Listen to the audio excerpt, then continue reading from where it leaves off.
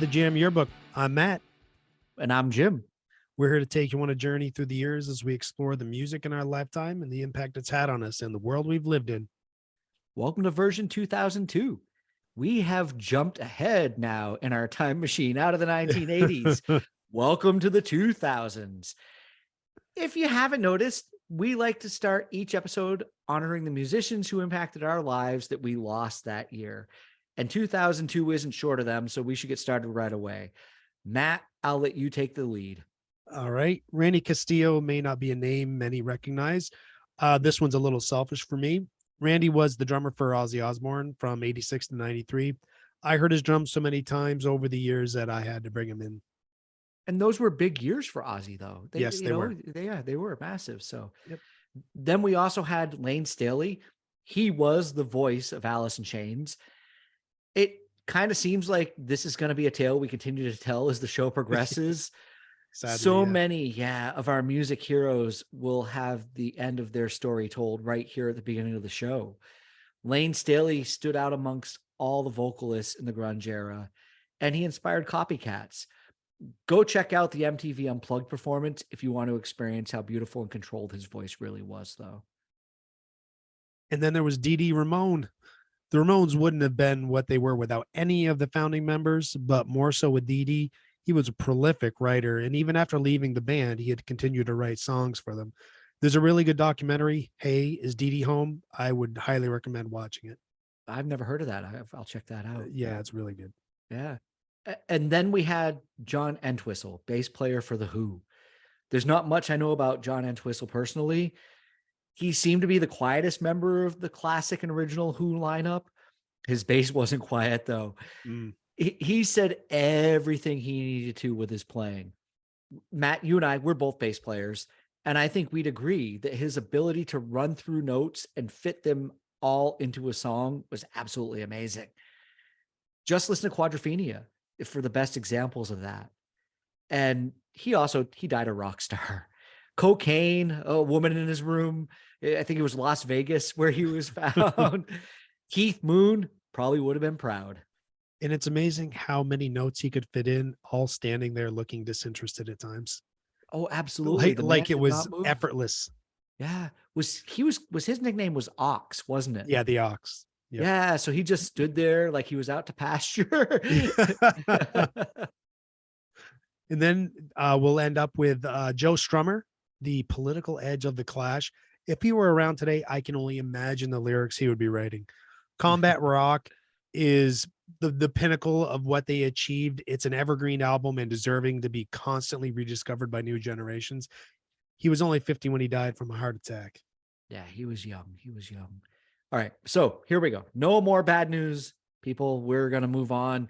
Let's get started with 2002. Well, unless there's bad news in 2002 from the music, but we'll do our best. You chose 2002. I'll give you first crack. What was going on in your life? What were you listening to? Wow. In 2002, I was still in my junior, senior year at college. I was spending a lot of time hanging around with the under 25 crowd. So I was in touch with a lot of the popular music that was coming out.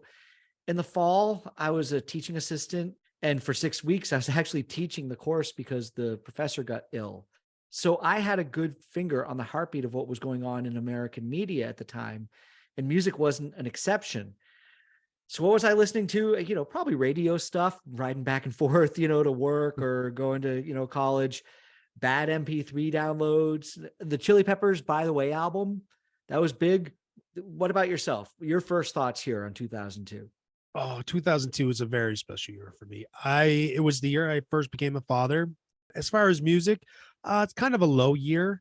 What we have here is a year where, speaking for myself, I get to play a little bit of the "Get Off My Lawn" guy, Get off my old man lawn! yelling at clouds. I have little emotional connection with most of the music that came out. By now, I'm entering my 30s, and if I'm honest, I'm a bit adrift. There's always a song or a band around where we're getting to the years where I've aged out of pop. I understand that. It wasn't a milestone year event for me by any means. And yeah, I relate to what you're saying. I was looking through a lot of the music and I realized where in our first few shows, we talk about music from when we were kids. Now we're at a point in 2002 where we have reached our 30s and pretty much made up our minds of what we're going to like or not like in our adulthood. There was music that I got excited about in 2002, but it didn't really stay with me. And I hadn't picked up a guitar in a few years. I didn't have anybody to jam with, and my life routine had taken over. I've been working with at the same place since 94, 12-hour nights, working part-time landscaping on my days off, going back to school. I was just in robot mode, really no time for exploration, which since I've gone back and have been able to do a little bit, looking back, I realized how much of what I was listening was dependent on peers and the radio. I recognize a good part of this. In 2002, I'd been married for a year. Well, a part of one. And I was going to college as a 30-year-old and I was bartending. I think I was just assimilating in 2002 to the world that was around me for the most part. Linda had come over from Scotland and she was experiencing her second year in the States. I kind of lived vicariously through her because she was discovering all the stuff on the radio, the American music that was coming out. Oh yeah, yeah, exactly. I had been married for 6 years at this point, and I was just going to become a dad. I wasn't going out anymore. When I was in my 20s, I was always buying CDs. By 2002, not so much. My social circle, it had shrunk considerably, and I still can't listen to classic rock radio. And the station we had that played newer rock, it was just getting so repetitious. I had grown out of, and I had shunned pop and R&B for a long time. I think maybe I was a little different from you there because I was still buying CDs in 2002, but I also had one of those ridiculous collections of MP3s on my computer, courtesy of those fine file sharing websites. I'm sorry, Metallica. Yeah, you just remind me of that. 2002 is when I finally went into the digital era and got my first iPod. So I was just barely getting started in that world. Thank you, internet, and to all the people I got burned CDs from. But music, new parent style, it's on a budget. It is. But as we go through the show, as we go through the years, you already know this, but the audience is probably going to find out that I'm kind of the pop guy. Oh, yes. And 2002, I think this is an era where women really stepped up and took over music. They seemed more independent from their labels and had personality. J-Lo had released a remix album that debuted at number one. She was the first person to do this, to release a remix album at number one. Not to mention that 2002 is anchored the year before and after by the massive debut from Pink in 2001. And the world is about to get bowled over by Beyonce in 2003. So 2002 was kind of that right prime place for it. And we can't forget about Britney Spears. She didn't release an album in 2002, but Forbes listed her as the most influential celebrity. I'll have to go by memory or I'll see nothing but Britney Spears in my feed if I do much more searching than that. She may have been reaching maximum media exposure by this point and getting pretty close to that meltdown. She was close to it, but even though she had no album, she still had her movie Crossroads in 2002. I know you've watched that on repeat, Matt. I have. It's in my Netflix queue right now. I forgot about that. Again, I don't need certain people showing up in my feed. So, but Jennifer Lopez, Toni Braxton, Missy Elliott, Christina Aguilera. Well, I didn't listen to them. I couldn't escape hearing those names. Justin Timberlake's solo debut would start that trajectory. I don't know why pop talking about it makes me feel uncomfortable, a little cringy. It could be my age. The music's not supposed to be for me. And maybe I feel like an old perv if I'm going to listen to Britney or Christina. You talk about his trajectory. 20 years later, Justin Timberlake was still topping the charts. His last song, Can't Stop the Feeling, hit number one in 17 different countries in 2016. It's not my thing. It's probably not yours, but it's definitely a full career that couldn't be slowed down. And did you really listen to the Christina album from 2002? No, I wouldn't or didn't. Yeah. I think it comes down to if music's relatable or not. Come on, Matt. What right here, let's establish this early in this show as we go forward. Britney Spears music isn't made for people like us. You don't have to worry about feeling creepy. For people our age, it's made for kids. Pop music is made for 11 to 15-year-olds. I think the difference is that thematically, some of these artists have very mature themes in their songs than what we were used to as kids growing up, and even quote unquote dirty language. And, some pop artists are still crystal clean. So that mixture of them on the radio was confusing. At that time, the radio and MTV was throwing it all into the same arena. And Justin and Christina and Brittany all had their coming of age within these years. Again, you hit the nail right on the head. At this point in my life, I realize I'm getting older. I could not relate to this. Everyone in their 20s right now, though, don't laugh. It comes for everyone. And you're our pop correspondent. You can better speak to the success of that, and probably even rap and hip hop. The most memorable song from this year has to be Lose Yourself by Eminem, hands down, any genre. Yeah, that's a good song. I think there was a big shift in music in 2002. I'll probably through the course of the show be like, there was a big shift this year, a shift Yeah. that year. We'll see what happens. But rap, dance, hip hop, all included. Coming out of the end of the 90s, there were a lot more angry bands charting.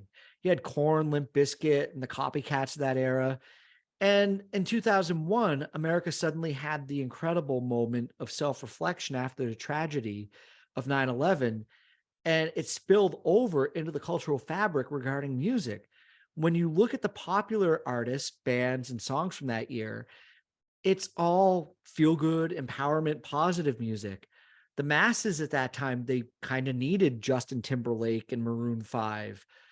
They needed Coldplay and Avril Lavigne. All of the hard stuff just stopped being mainstream.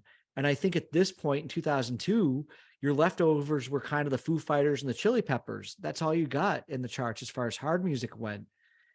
And you're right by saying that the most iconic song from that year was probably Eminem's Lose Yourself. That's a modern day Rocky theme. His album, The Eminem Show, was all over the place. Without Me is a great example of what I was talking about. It's extremely fun. It's catchy, pop hooks all over the place, but it's got that filthy mouth thing going on. Yeah.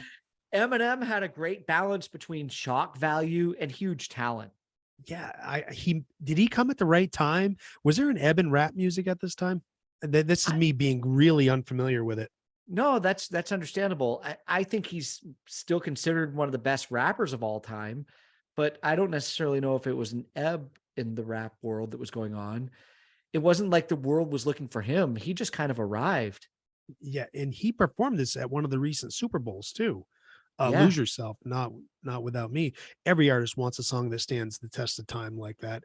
This was on every warm-up CD my kids made for sports, and that was 10 years down the road. And you want to talk about whether rap was there or not. I think one of the funniest moments in rap history happened in 2002. Lil Jon had a large population of white people, kids, parents, grandparents, all singing skeet, skeet, skeet, skeet, skeet, skeets whenever his song Get Low came on. To the window, to the wall. I didn't know until Dave Chappelle talked about it at the start of one of his shows, but it's right there in the Urban Dictionary if you want to look it up. Skeet means ejaculation. So hats off to Lil Jon. He trolled America and laughed all the way to the bank while everybody was singing to the window to the wall. Skeet, skeet, skeet, skeet. God damn. I am 51 and just learning this. That's hilarious. Hats off to him. I love a good troll like that. And switching genres, I don't know much country from this era, but there's names I recognize as still being around today. Yeah, I don't know shit about country music after the early 90s, to be honest. I moved out of the family home, and I prefer to keep it that way for the most part. But I've still peaked from time to time, but none of the artists that were really charting and coming out were interesting me. Same here. I only bring it up because maybe some of the listeners might want us to talk about country music.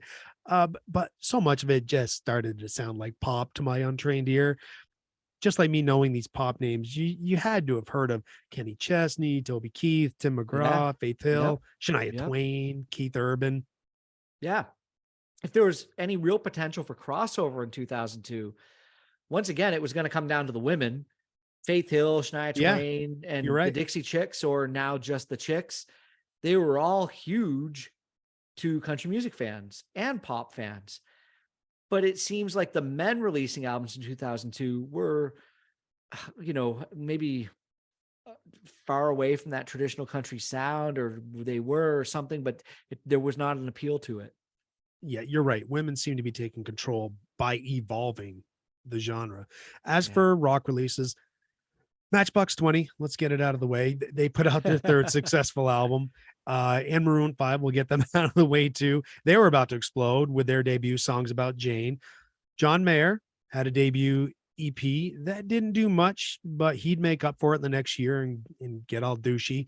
Uh, I talked earlier about alt rock stations kind of getting repetitious, and on there you had Chevelle, Good Charlotte, Breaking Benjamin. Those kind of bands seem to be taking over the airwaves, and they were all competing for reasons to drive me away. Yeah, I think you just wanted to say all those names right then and there and get out Yeah, of there real get the quick. bad taste out of my mouth. I think I told you I had one of those embarrassing moments with Maroon 5. Oh And in yeah. my defense, I had a long commute to work at the time and I was traveling home late at night. I worked next to a record store. Remember Strawberry Records? Oh yeah. Yeah, so I worked next door to that and I Oh went really? over On and Shelburne Road? yeah, and I bought the Maroon 5 CD and I was traveling home late one night and I had Songs About Jane on and my stupid brain thought that I was hearing the next TV Wonder.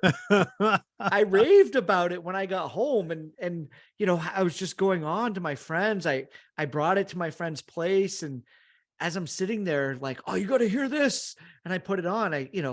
All of a sudden it turned into like, yeah, you were listening to that at 1 o'clock in the morning and it kept you awake on your Oh way home. But yeah, sometimes your tired brain or your brain in general is just in a mode, and it strikes a chord with you and it makes you think of something and you get that hey, relation. hey, long day, long commute, happy Yeah, music on the way home, exactly. And when I first heard it, I'm like, oh great, a new Matchbox 20. What song was giving you Stevie Wonder vibes? I was probably This Love, the high tenor Oh yeah, voice and the I can hear piano that. line that leads the groove through that made a fool out of me. So we also had the Vines, Supergrass and Spoon, Interpol. They all had great albums. Well, not great. They were good. Mhm. They were great spots on the albums. As a whole, not so much. I really respect the creativity and talent of Muse. Their live performances are amazing, especially on Later with Jules Holland. The way they embrace technology and blend it with rock and with traditional rock instruments, it's kind of inspiring, actually. Yeah, I knew some of these bands were around. The Vines, I definitely knew. Supergrass, had been a few years back. Spoon and Interpol are bands that I've learned just by chatting with you, but I wasn't listening to them in 2002. And I think Muse came a little bit later for me. And then there was Queens of the Stone Age. They hooked me in because of Mark Lanigan, one of my favorite singers, and Josh Homme. He's also in Eagles of Death Metal, Them Crooked Vultures, was in Caius. Sweet Oblivion by the Screaming Trees might be my favorite 90s grunge album. Josh Homme, like I said, he was in Caius, which I liked at the time. He was in Screaming Trees briefly as a Tory member. Just absolutely love Mark Lanigan's voice again. Yeah, this album probably never would have been on my radar if it wasn't for Dave Grohl drumming on it. But I really thought it was cool. And then I have to bring in probably one person that I absolutely could not escape. So, as I said at the beginning of the show, I'm just going to become a parent, right? So, Mhm. Kim and I were going out to the different stores and buying baby stuff, this, baby stuff, that. And because of the stores I was in, I absolutely could not escape Nora Jones. Don't know To the why. don't know why. Oh, and there was a time where I came around to it, and then I had to slap myself and go, no, you're not going down that rabbit hole. No, that's fine. I understand that. That was a big album in our household. Linda Yep. loved that album, so I heard it over and over again. And to be honest, it's not an album that ever bothered me. It's a good album. You would never know that's Cat Stevens' daughter. No, you never No. would. And since we're going to touch on country, which neither of us really listen to a whole lot, the metal releases were kind of weak. There's not really a lot to mention. Maybe someone with more experience can point out the highlights. I'm really not in the years where I dig into metal that much anymore. And it's especially when a lot of these bands just sound like they're just trying to play scales as fast as possible. Yeah. And Cannibal Corpse, really good music, but I don't really dig the Muppet like vocals that Mhm. some metal bands veer into. Danzig, I Luciferi is promising at the start, but it fades pretty quickly. I think that's standard with Danzig albums. They Yeah. start out really cool, and it's like, okay, I'm gonna sing like Elvis and Jim Morrison, and then you're gonna get sick of it by the third song. System of a Down is pretty damn awesome though. And if you Yep. like Black Sabbath, check out Chevy. It's spelled with an SH at the beginning. They're a new discovery for me. Maybe one of only two I'll take away from 2002 as something I wish I knew back then. Yeah, Chevy's good. I liked hearing them. Yeah. The 90s still had a big presence, but none of it was dominating or really that great, except for Beck's Sea Change. Just 5 years prior, I was listening to Weezer and Green Day heavily, but these are some of their weaker albums in this year, and some of these bands aren't far away from their peak years. Goo Goo Dolls had a massive hit in 98 with Iris, but it didn't take long to become an afterthought to the buying public. Mhm. It's not like they were a one-hit wonder, but bands, even U2, but then the U2s of the world are more of an exception. What did you think of Audio Slave? Boy, I wanted to love them so much, but I just couldn't. It's strange. Okay. Yep. I think we both love Chris Cornell and Soundgarden in general. One of the best voices ever for that kind of music. Yeah, he Um, did. Yeah, yeah. and while I did get tired of Rage Against the Machine over time, I loved their first album. I listened to this a couple times this week, trying to figure it out.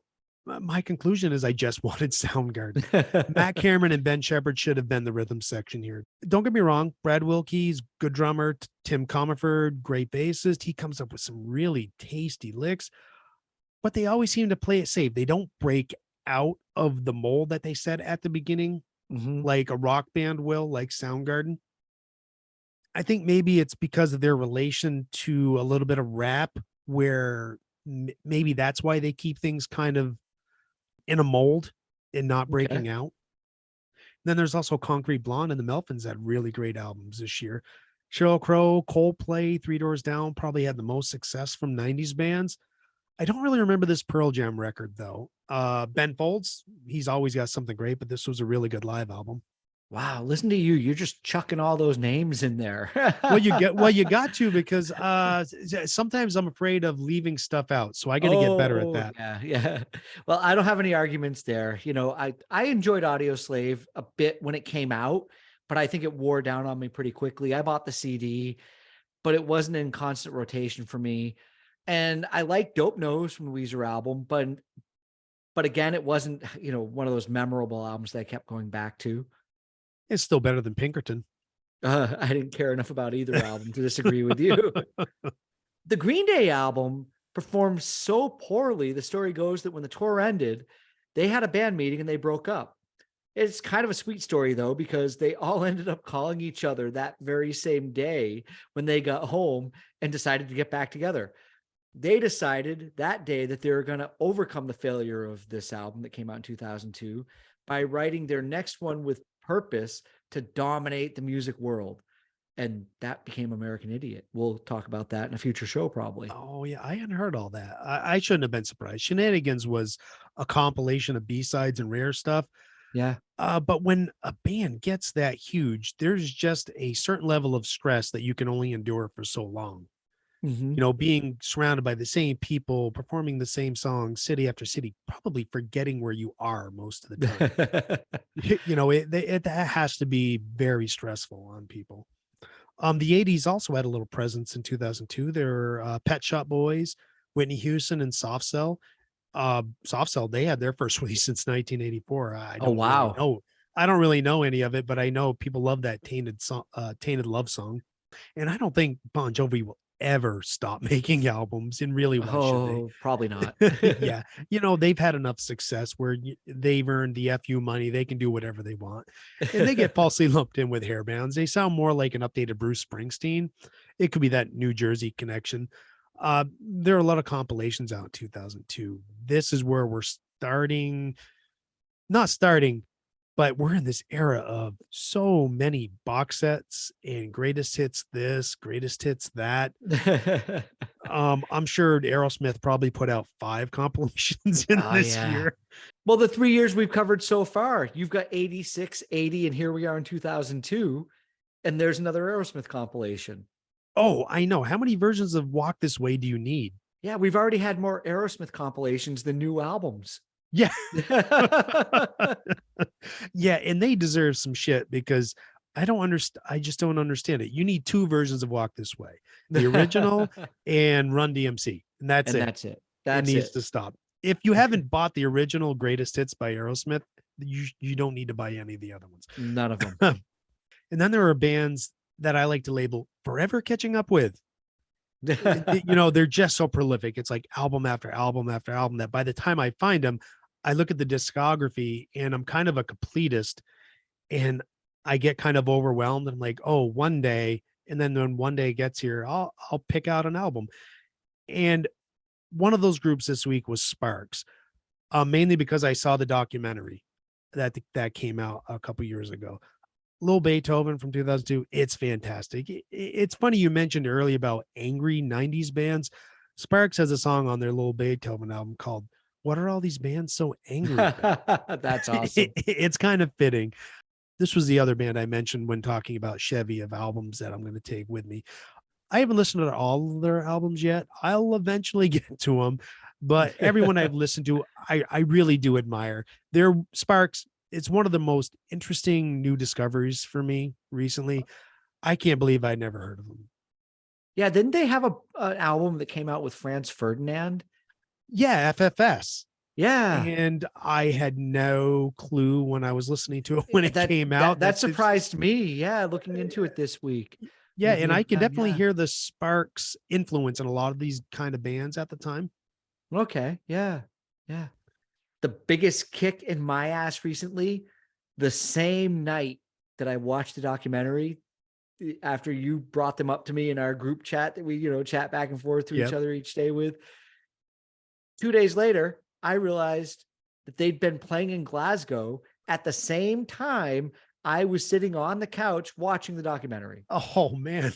I just missed them and I would have loved going to that show. Yeah, that would have been a lot of fun. They're entertaining. Yeah. Yeah. There's a performance piece to it as well. Oh, definitely. It sounds like I've just been doing a lot of name checking and I think it highlights how, as going through this year, how I'm kind of realizing that I was really out of touch. And I'm realizing how dense of a year 2002 is. Okay. There's a lot of stuff out there that the chronology of it all is kind of mixed in my head a little bit and it's straightening out. But me personally, if I'm going to like talk about what I was really listening to, it was kind of highly repetitious. I was alternating a lot between Cake, Johnny Cash, and Reverend Horton Heat. Okay. It just seemed to be like boom, boom, boom, boom, boom, boom. I guess, but Johnny Cash says so much. You could listen to Johnny Cash forever. Those were probably they were my top three that never disappointed me. Well, this was the big comeback year for Johnny Cash, wasn't it? Yeah. The American Recordings albums, Rick Rubin had some magic where he was just able to capture Johnny Cash's voice in a perfect way. And I understand I know he's not the greatest singer out there, but he has such a rich voice that just feels authentic and it can pull me into a song. I don't think it matters if you are a great singer or not, if you just sound like Johnny Cash. It's just a uniqueness to it in a way that, Yep, there's character. When I had heard Unchained in 95, the second American Recordings album, I started, much to Kim's chagrin, going back and collecting a lot of his older records and listening to him a lot. And he released the fourth one, The Man Comes Around, in 2002. It had that signature American recording sound. Everyone knows the Nine Inch Nails cover of Hurt. Sorry, Nine Inch Nails fans, that's his song now. It's maybe a little tropey, but when an older voice sings a song, it just lends a different layer and nuance to the song. His voice doesn't have the same strength. It now cracks, but it's good. It's good. This is where I'm going to disagree with you, Matt. I was pumping my brakes a little bit. Yeah, I prefer the Nine Inch Nails version of that song. I always heard the music video and the song performed by Cash as some kind of public eulogy for redemption at old age. Mhm. It wasn't necessarily something that I thought made the song better. It made it different. But my emotional connection to when Hurt came out was much bigger at that time than what I needed from Johnny Cash at that point. Maybe if I Yep. was 80 and listening to it with Johnny Yeah. Cash, then that might make a difference. I guess it possibly has a meaning, when he performs it, but I can still remember why I related so closely to the original version. The Downward Spiral is one of my favorite albums of the 90s, and I'm still going to prefer to listen to that first. Johnny Cash, to me, was a bit more image than substance, and not to put down what he does, because it doesn't, he is iconic, but his biggest hits weren't ever songs that he wrote. He has that iconic voice and style. And I'm not saying that I dislike him or want to disrespect his legacy, but I'm not going to buy into the emotional value of the way that song moved me when it came out from Nine Inch Nails, compared to, well, now here's Johnny Cash doing it. It's like, well, now here's Elvis singing this song. Yeah. Well, now here's, he's an icon in his own sense, but would we feel the same if Tom Jones had sang it?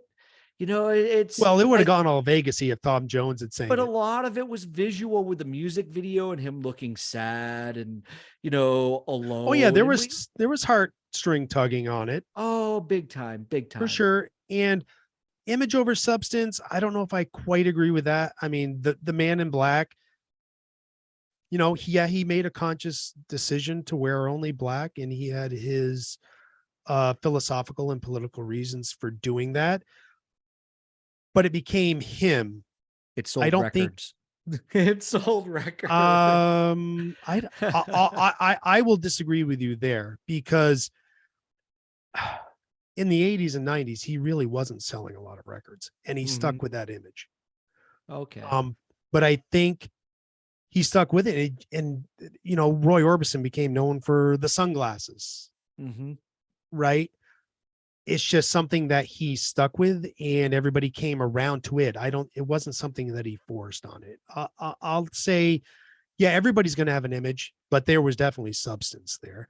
And while I do like the Nine Inch Nails version, I love it, I don't know if I can necessarily relate to it. So let me ask you a question. If he had sang Little Miss Can't Be Wrong by the Spin Doctors, all dressed up and looking that way, would it mean the same? Or is it better because Trent Reznor wrote that song, because it's a great song in the first place? I couldn't envision Johnny Cash doing a song like Little Miss Can't Be Wrong. Right? Been a whole lot easier since the bitch left town. Yep. Actually, that might have been really fucking interesting, if I'm going to be honest with you. If he slowed that down and got really angry, like something like Sam Hall, yeah, that actually, I might pay to hear that. That'd be really good. That's funny. Actually, you have a great fucking, oh man, too bad he's not still around. That's a great idea. All right, let's move on from Johnny Cash. Let's move on. Yeah. I said at the start of the show that I was living vicariously through Linda when it came to music. Most of the time we were, listening in the car together from one place to the other in the house. And I was always trying to make new mix CDs. The Foo Fighters album was really big. All My Life and Learn to Fly became instant classic rock songs. It's not my favorite album of theirs, but it's consistent enough with everything else that they released over their career. And Linda discovered the Chili Peppers with By the Way. I know most of my friends stick their noses up and prefer early Chili Peppers. And yeah, the music has changed over the years, but they have always found a way to stick around and bring in new fans. And shit, dude, here we are almost 20 years later after By the Way, and they're still releasing #1 albums and selling out tours. So I have no shame in still liking them to this day. They find ways to find new fans. And my shameless plug, here we go. I'm getting ready to have eggs thrown at me. I think Coldplay's A Rush of Blood to the Head is a brilliant album. It sounds amazing. It's well written.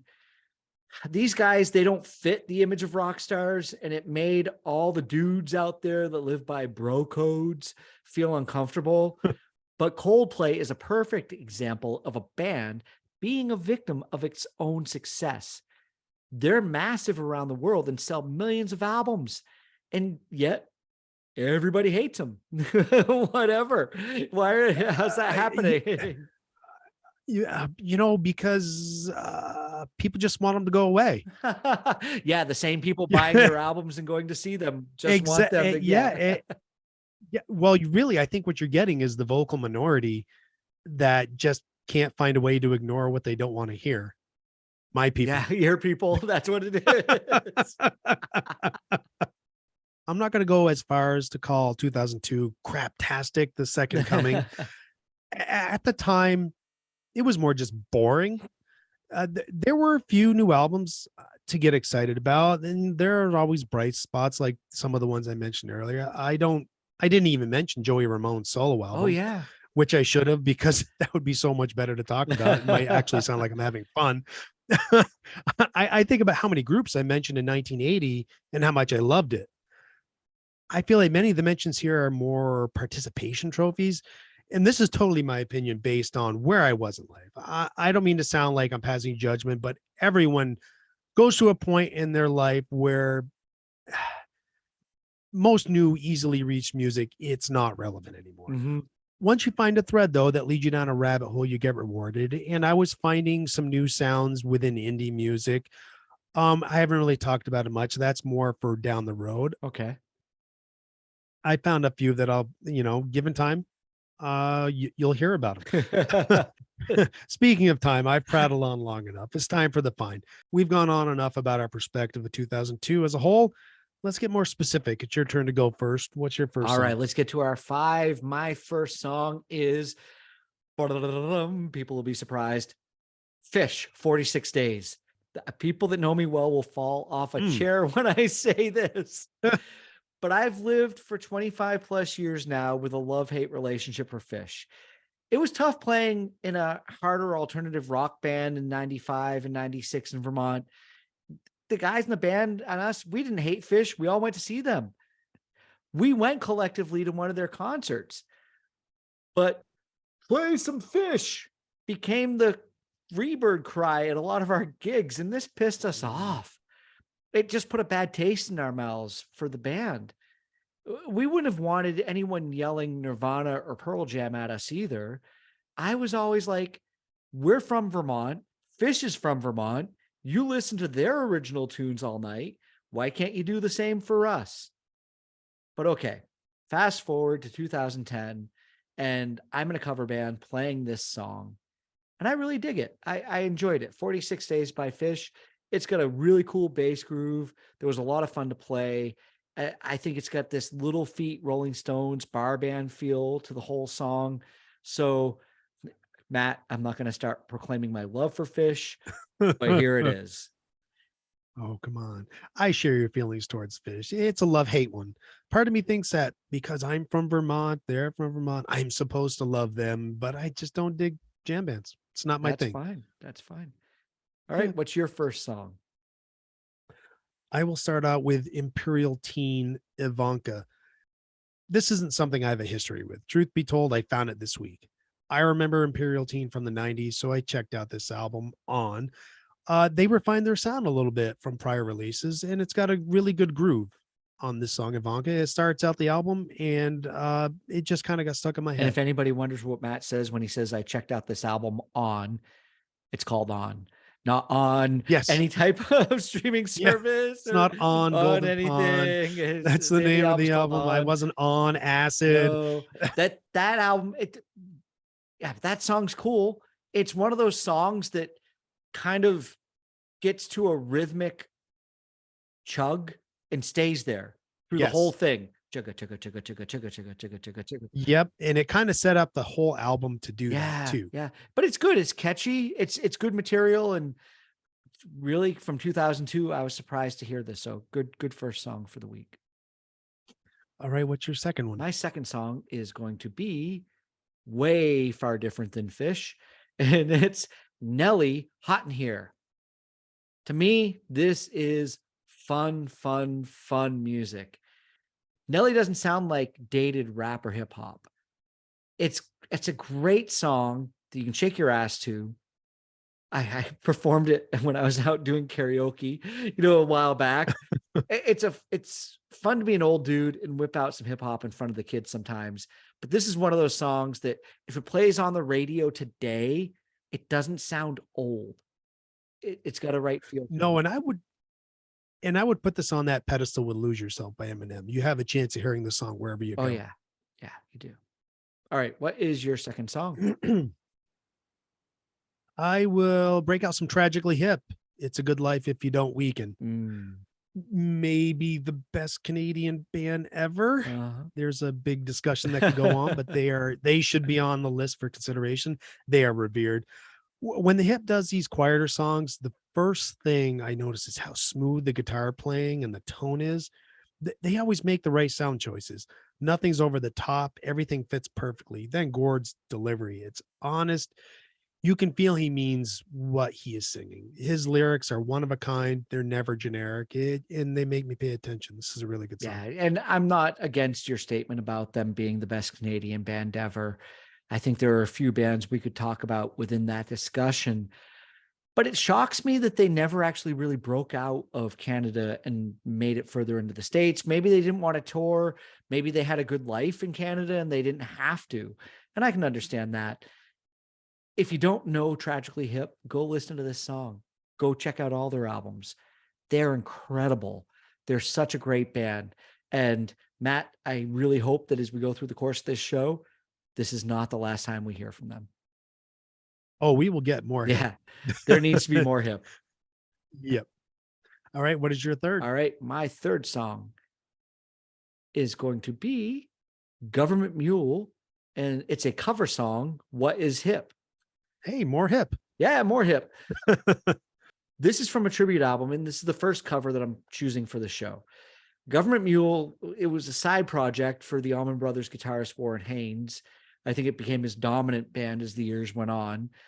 Their bassist passed away in 2000, and the band made 2 albums featuring all different bass players as a tribute to him. Bootsy Collins, Mike Watt, Flea, John Entwistle, they were all featured on the albums. This is a classic Tower of Power tune. And they actually got the original bassist, Rocco Prestia, to play with the band. I love this version. It's Warren's lead guitar sound slicing through it that sounds like a hot knife through butter. It just melts. It's fantastic. Yeah. And I thought I was going to miss the horns on this song, but the organ takes up that space Oh, it's so perfectly. good. Yeah. Oh, they did a great job recovering. It highlights how tight the band is. Yeah, they're a good band. All right. So there we go. What is your third song? I haven't talked about the Ramones enough, so we're gonna go. If we could In ring a bell, it's the 2002, third time, people. Yeah, Today. yeah. 2002 is an odd year to keep talking about the Ramones, but I'll take advantage of it. I'm gonna go with Joey Ramone. I got knocked down, but I'll get back up. Anyone who has listened knows I love the Ramones. Keep tuning in, and you'll hear me say that name over and over. Without them, you don't have bands like Green Day or Weezer, the power chords, the harmonies. His album, Don't Worry About Me, it's a posthumous release. He passed away in 2001. Yep. This song, it's classic Ramones. Yeah, there's not much lyrical content and repetitious. Uh, but he was battling lymphoma in 95. This is his fight song. I like watching interviews with Joey. He's very intelligent. He pulls no punches. He just comes off as a very authentic person. And the piano, it's a little buried in there, but it gives a great texture. I love the harmonies and the Ramones music. It's simple, but what it does just suits my ear perfectly. I found this song on repeat a lot this week. So, I love it. Yeah, good song. What I like about Joey Ramone is he knows exactly what he's capable of. And he Yeah. doesn't try to step outside that box. It just sounds kind of like Ramones, no matter what, because Mhm. he really was, regardless of guitar, bass, drive, songwriting, his voice was a huge part of that sound. And you still have it captured here without a doubt, even though they've been broken up. And You're right. You know, he doesn't pull punches. He is very intelligent, and this shines through in the music that he's making. And even though the piano's buried, I still think it has a sweet spot in that Yes, mix. it does. Yeah, where it sits, and you're right, the texture's there. You know, the harmonies come in just the right way. I mean, come on. If you can still have Joey Ramone in 2002 on this playlist, let's have it there. So Oh yeah, great choice. definitely. I'll pick that. So what is your next song? All right. So my next song is Wilco and Ashes of American Flags. To be honest, I don't even know what I can say about this song. I don't have a long, rich history with Wilco. And I discovered it a few years later, probably around 2010. There's a documentary that came out about their time on tour, and there's this long intro to it that builds up with this song. I just remember sitting there watching it and being drawn in and thinking to myself that it's it belongs in my listening repertoire, and it's been there now for the past decade. It's just a great song. I love it.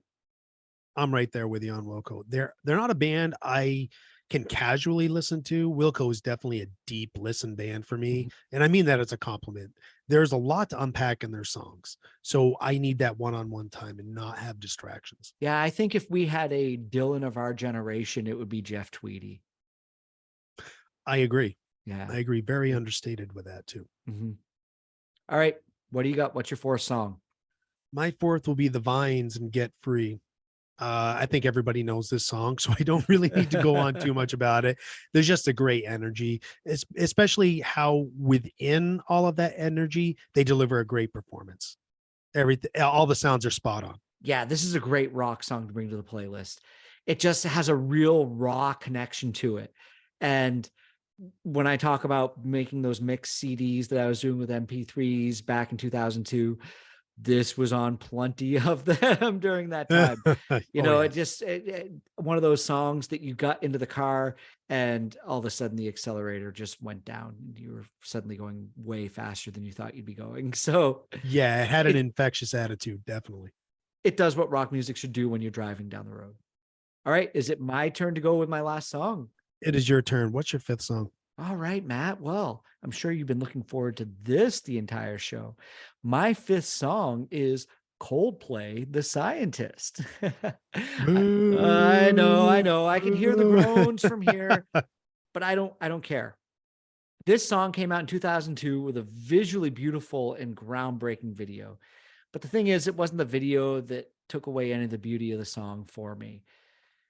The recorded sound of the song is incredible, and the melancholy really comes through. And look, I get it. All the cool kids hate Coldplay. Yeah. It's like a prerequisite to join the cool kid club. You got to hate Coldplay.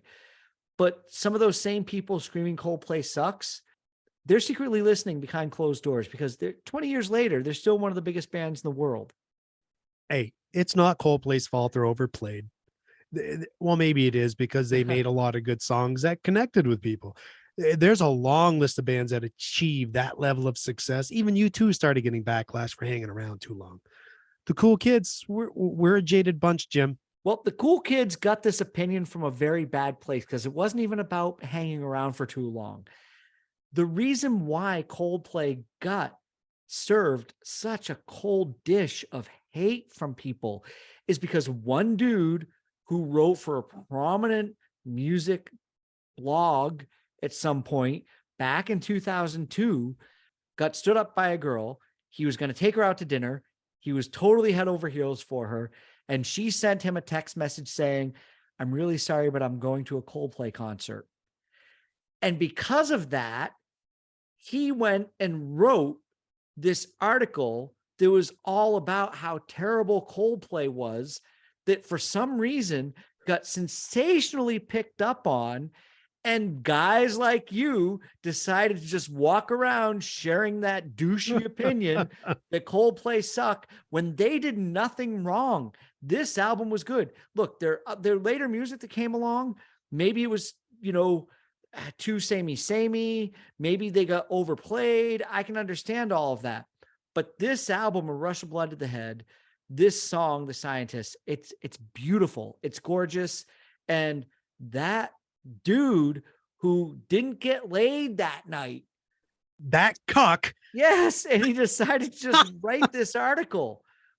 I mean, I'm not going to mention where it came from, but you can look it up. Look up dude who wrote article about Coldplay and you'll find it.